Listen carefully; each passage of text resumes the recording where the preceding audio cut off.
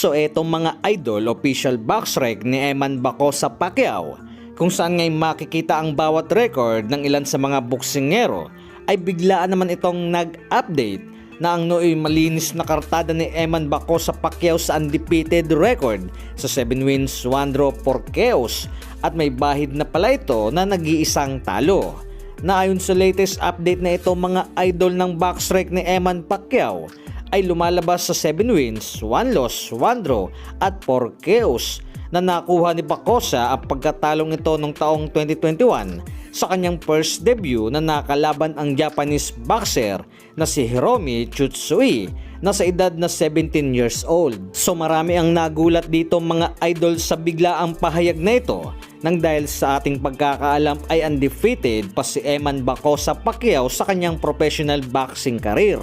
Nasa tagal ng panahon ay bakit ngayon lamang ito biglaang lumabas? So ganun pa man ay parte ito ng buhay ng isang boksingero ang magkaroon ng talo dahil sa hindi naman immortal ang mga nakakalaban din ito na nabigla lamang tayo mga idol sa biglaang pag-update ng kanyang box rec. Subukas na rin ang laban nito sa Tagbilaran City, Bohol na makakaharap si Reynold Kundimang ng Indonesia. So patungkol naman mga idol kay former 3 Division World Champion na si Janrel Cuadro Alas Casimero ay isang matinding training ang sinalangan nito kung saan ngay binibilangan ni Kuya Lods Jason Casimero kung gaano ba katagal ang pagsubsob ng panga nito sa sahig ng boxing ring na sa isang training na sinasabing pangpatibay sa panga na hindi basta-bastang magigiba sa bawat mapatamaan ng kalaban sa bakbakan. So bagamat hindi pa napapangalanan ang makakalaban na ito ni Janrel Casimero, ay ilan na rin sa mga gustong mangyari ang bakbakang Janrel Casimero at Luis Pantera Neri ng Mexico